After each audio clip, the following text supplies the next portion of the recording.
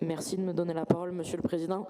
Tout d'abord, je tiens à remercier et à féliciter les équipes pour le travail qui a été fourni sur ce plan d'urgence et à saluer le travail qui a été réalisé par ma collègue Claudine Vassas-Mejri pour l'élaboration de ce plan.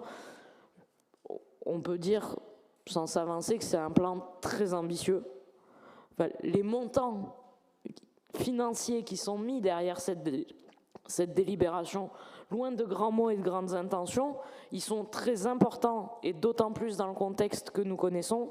Et je crois que c'est important, après la déception du CNR Logement, du gouvernement qui n'a absolument rien donné, que nous, métropole, nous prenions à bras-le-corps le sujet et nous fassions des propositions concrètes.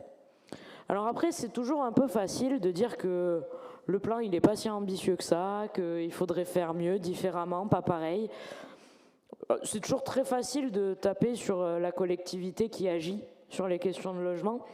Et c'est toujours très étonnant de se rendre compte que les mêmes personnes ont un peu plus de mal à taper sur la spéculation immobilière, qui est quand même le cœur du problème, et sur la politique du gouvernement, qui est quand même complètement nulle en la matière, et qui mériterait pour le coup, et ça a été dit par mon collègue Michel Calvo, mais une vraie politique nationale avec une vraie ambition nationale et quelque chose qui soit déployé sur l'ensemble du territoire et pas nous laisser devoir faire des économies sur d'autres sujets pour pouvoir répondre aux besoins en matière de logement. Je voulais noter la qualité de la délibération tout de même, avec à la fois un tas de données démographiques, sociologiques sur l'état de notre territoire et puis sur l'état de notre parc et sur la question notamment du logement social. Les leviers qu'on a déjà activés aussi, et je pense que c'est important parce que la lutte contre la spéculation immobilière, on l'a pris à bras-le-corps dès notre élection et notre prise de fonction, et notamment celle de Claudine sur les questions de logement, mais aussi à la ville de Montpellier.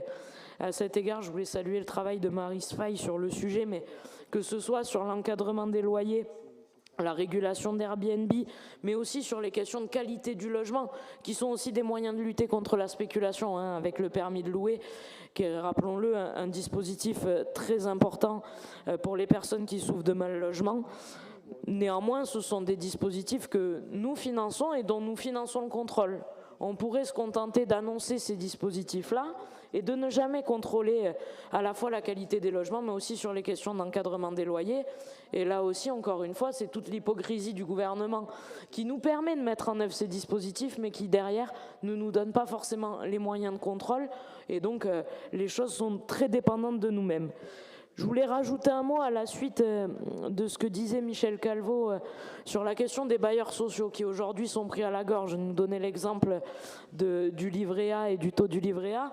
On pourrait aussi donner l'exemple d'une des merveilleuses politiques du gouvernement qui, en même temps, a supprimé 5 € d'APL et en même temps a ponctionné les bailleurs sociaux à travers le RLS d'autant. Et donc c'est 1,5 million, si je ne dis pas de bêtises, de ponctionner dans les caisses des bailleurs sociaux directement.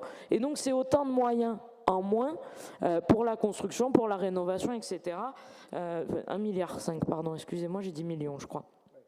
C'est 1,5 milliard pour les bailleurs et donc ça grève d'autant leur capacité à développer des programmes. Et on le sait, aujourd'hui, la pression, en tout cas chez nous, mais c'est national, mais la pression localement sur le logement social est telle que c'est un peu plus de 9 demandes pour une attribution de logement social.